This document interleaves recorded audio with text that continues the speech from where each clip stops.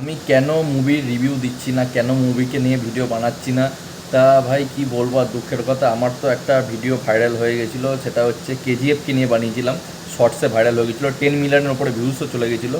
তা রিউজ কন্টেন্টের জন্য ইউটিউব ওটাকে ব্লক করে দেয়। তা আমি ওটাকে ডিলিট করে অনেক কটা ভিডিও, আমার নিজস্ব ভিডিও ডিলিট করেছি, যেমন হয় 400-500টা ভিডিও হয়ে গেছিলো, শর্টস প্লাস নতুন মানে বড় ভিডিও সমেত। তা আমি সব কটা ভিডিওকে একসাথে ডিলিট করে দিয়েছিলাম। তখন থেকে আমার চ্যানেলটা পুরো ডাউন হয়ে গেছে, এই চ্যানেলটা। ঠিক আছে, তা আমি ভাবছি নতুন করে মুভি রিভিউ আপলোড করব। ঠিক আছে, তোমরা প্লিজ আমাকে সাপোর্ট করো একটুখানি। ঠিক আছে, পাশে দাঁড়িও। ঠিক আছে, আর ভিডিওটাকে লাইক ফাইক করো, শেয়ার করো। আমি অনেক ধরনের মুভি দেখি। রিসেন্টলি আমি র্যাগনারক, যেটা হচ্ছে নেটফ্লিক্সের সিরিজ, পুরোপুরি 3টে সিজন হিন্দিতে দেখে কমপ্লিট করেছি। ঠিক আছে, তা আমি ওর রিভিউ খুব তাড়াতাড়ি আনবো। ঠিক আছে, আর র্যাগনারক সিরিজটা সত্যি বলছি আমার মনে লেগেছে। প্লাস আমি আরও কিছু মুভির রিভিউ, কিছু ওয়েব সিরিজের রিভিউ সব কিছু আনবো ধীরে ধীরে।